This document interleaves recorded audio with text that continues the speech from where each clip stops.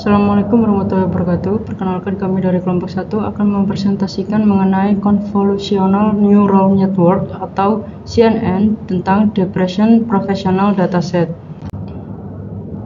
Untuk nama anggota kelompok 1 yaitu ada Berliana Aulia dengan NIM 163, kemudian ada Muhammad Kholis dengan NIM 166, lalu ada Ihsan Ferdi dengan NIM 181 dan Deki Rifandi dengan NIM 096, dan yang terakhir ada Emilia Vidya dengan NIM 138. Depression Professional Dataset merupakan klasifikasi profesional data depresi mengacu pada kategorisasi sistematis individu berdasarkan status depresi mereka dengan menggunakan berbagai algoritma dan teknik analisis data. Klasifikasi ini sangat penting untuk mengidentifikasikan dan memahami prevalensi dan tingkat keparahan depresi pada populasi yang berbeda, terutama dalam konteks seperti media sosial, perawatan kesehatan, dan penilaian kesehatan mental secara umum. Kemudian tahapan yang pertama yaitu ada analisis data. Untuk menganalisis data ini kita menggunakan df.shape dan menunjukkan hasil bahwasannya klasifikasi ini terdapat sebanyak 2054 data dengan jumlah 11 atribut. Adapun data ini kita ambil dari Kaggle dengan link yang tertera di PPT. Kemudian yang selanjutnya ada atribut data. Seperti yang saya jelaskan di slide sebelumnya bahwasanya atribut ini ada 11. Yang pertama itu ada gender. Gender ini untuk mengidentifikasi jenis kelamin. Kemudian ada age untuk mengidentifikasi usia. Kemudian ada work pressure atau tekanan kerja. Kemudian yang keempat ada job certification yaitu kepuasan kerja. Kemudian yang kelima ada sleep duration atau waktu tidur. Kemudian yang keenam ada dietary habits yaitu kebiasaan pola makan. Kemudian yang tujuh ada suicidal thoughts atau pikiran untuk bunuh diri. Kemudian yang kedelapan ada work hours atau jam kerja. Kemudian yang ke-9 ada financial stress atau stres keuangan, dan yang 10 ada family history, riwayat keluarga, dan terakhir ada depression atau depresi.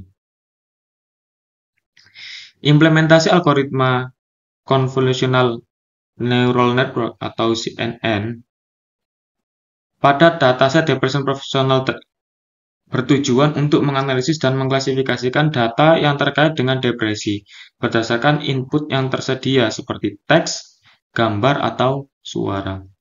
Meskipun dataset ini seringkali berfokus pada analisis teks atau audio, misalnya analisis percakapan atau pengenalan suara, kita akan membahas bagaimana CNN ini bisa digunakan jika data tersebut berupa gambar yang merupakan aplikasi umum dari CNN. Selanjutnya, tabel akurasi. Pada tahapan ini kami menggunakan jumlah layer dengan nilai 2, 3, 4, dan untuk jumlah epoch kami menggunakan nilai 10 dan 20. Selanjutnya, grafik hasil akurasi dan validasi loss. Pada gambar tersebut merupakan training model 2 layer and 10 epochs.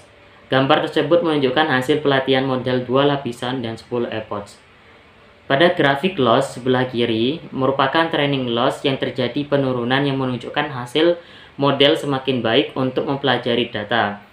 Validation loss naik di akhir mengidentifikasi adanya overfitting pada sebuah data.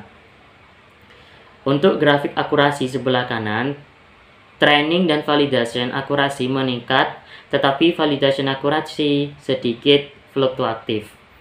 Hasil akhir pada gambar tersebut di antaranya terdapat tes loss sebesar 0,841 dan tes akurasi sebesar 96,89%. Selanjutnya, training model 2 layer and 20 epochs. Untuk grafik loss sebelah kiri menunjukkan training akurasi terjadi peningkatan yang stabil dan validation loss menunjukkan peningkatan pada akhir. Dan untuk grafik akurasi sebelah kanan, training akurasi meningkat secara stabil dan validation akurasi terjadi fluktuatif dan penurunan pada akhir. Untuk hasil akhir di tes loss terdapat nilai sebesar 0,8177 dan tes akurasi sebesar 95,62%. Ini gambar menunjukkan hasil pelatihan model dengan 3 lapisan dan 10 epochs. Untuk yang pertama, grafik loss kiri Training loss menurun konsisten, validation loss meningkat di akhir, mengindikasikan overfitting. Untuk yang kedua, grafik akurasi kanan. Training akurasi meningkat stabil, validation akurasi fluktuatif dan menurun pada akhir. Untuk yang ketiga, hasil akhir test loss berada di angka 0,1877. Untuk yang tes akurasi berada di angka 95,62%. Model menunjukkan performa baik tetapi overfitting terjadi di epoch akhir. Gambar menunjukkan hasil pelatihan model dengan 3 layers dan 20 epoch. Gambar menunjukkan hasil pelatihan model dengan 3 lapisan layers dan 20 epoch. Grafik kiri menampilkan training loss dan validation loss, sedangkan grafik kanan menunjukkan training akurasi dan validation akurasi. Loss menurun secara signifikan selama pelatihan, tetapi fluktuasi pada validation loss menunjukkan kemungkinan overfitting. Akurasi pelatihan meningkat mendekati 100%, tetapi validation akurasi cenderung lebih rendah dan fluktuatif, mendukung indikasi overfitting. Test loss sebesar 0,1804 dan akurasi pengujian mencapai 96,59%. Selanjutnya, terdapat training model dengan 4 layers dan 10 epoch. Training loss dan validation loss menurun secara signifikan, menunjukkan model belajar dengan baik. Training akurasi terus meningkat mendekati 98%, tetapi validation akurasi lebih rendah dan fluktuatif, menandakan kemungkinan awal overfitting. Tes loss sebesar 0,1154 dan akurasi pengujian mencapai 96,11%, sedikit lebih rendah dibanding model sebelumnya. Model cukup baik, tetapi perlu pengujian lebih lanjut untuk mengurangi fluktuasi pada data validasi. Untuk selanjutnya, training model dengan 4 layer dan 20 epoch. Training loss terus menurun, tetapi validation loss fluktuatif, mengindikasikan potensi overfitting. Training akurasi mencapai hampir 100%, sedangkan validation akurasi fluktuatif di bawahnya.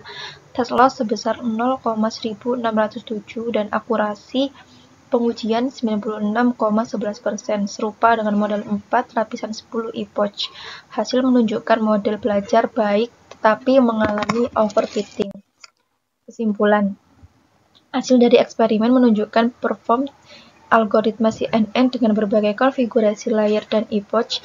Dari hasil tersebut, model dengan 2 layer dan 10 epoch menunjukkan performa terbaik dengan akurasi mencapai 96,84%. Penelitian ini menunjukkan bahwa penggunaan CNN dalam klasifikasi data depresi dapat memberikan hasil dengan baik, terutama dalam konteks analisis gambar. Hasil ini dapat menjadi dasar untuk pengembangan dalam pemantauan dan penanganan masalah kesehatan mental di masyarakat. Sekian dari kelompok kami. Apabila ada salah kata, mohon dimaafkan. Wassalamualaikum warahmatullahi wabarakatuh.